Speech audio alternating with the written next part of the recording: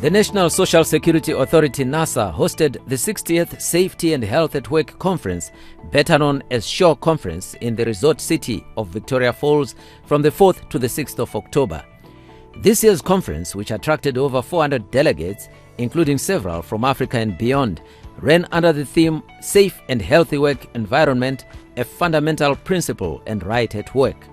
Recently appointed Minister of Public Service, Labour and Social Welfare, Honourable July Moyo, officially opened the conference as guest of honour. I want to reaffirm the government's commitment to addressing OSH issues as we strive to achieve the upper middle income society as a nation by 2030. This will enhance the competitiveness of our nation and the well-being of our workers. Therefore, I urge you to create safe and healthy work environments that are conducive to our well-being and prosperity as a nation. With these words, and as the president of ZCTU has said, on a lighter note,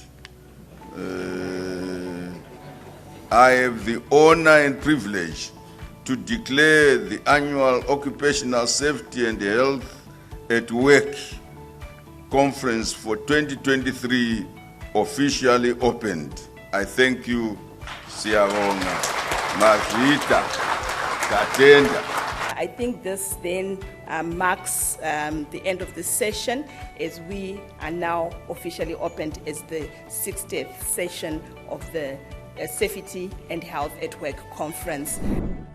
Over a period of 3 days, members of the corporate world in Zimbabwe and beyond presented their papers in line with the conference's objectives to provide a forum for the exchange of experiences, practices, and expert knowledge on the creation of hazard-free work environments, to provide a platform for creating strategic partnerships for innovation and practical ideas for accident prevention in the workplace, and finally to promote leveraging of business on good occupational safety and health practice.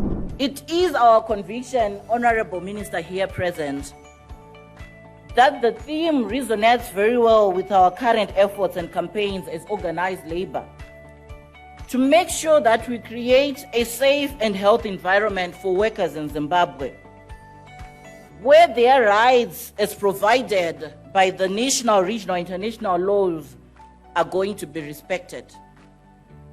If you look at mental health, you are looking at the well-being of a person for them to function fully at the workplace. So any employer should put in place arrangements, including institutional arrangements, like the clinics, so that you'll be in a position to detect, as we heard earlier on from Dr. Mawere, that the detection of mental health is a problem.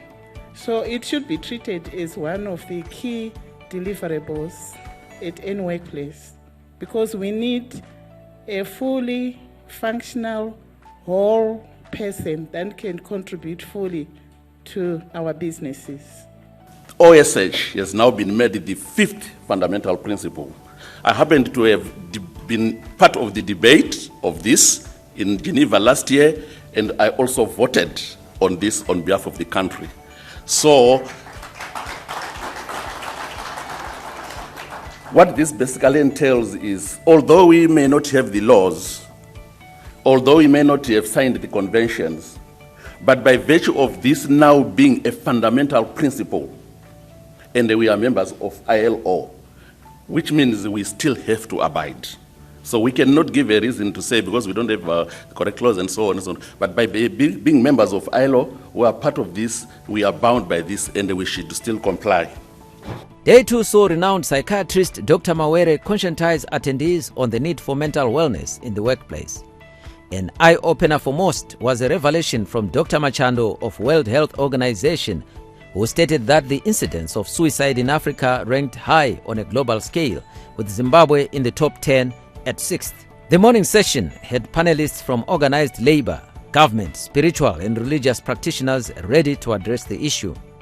Other presenters at the 60th National Conference on Safety and Health at Work 2023 included speakers from Turkey and West Indies, Trinidad and Tobago. NASA Board Chairman Dr. Emmanuel Fundira took to the stage to reinforce NASA's commitment to making the workplace a safer place for all. Firstly, to thank our Honourable Minister, now in absentia, Ras Samuel, for gracing this occasion. We also want to thank our social partners. And one thing I really liked was their active participation. To me, it's not even offensive, it's very constructive. This is the kind of constructive, robust debate we want, an engagement which is just honest and brutal, to be told where we are and where we should go. You, our dignitaries, our invitees, our guests, without you, you have added the flavor to the menu.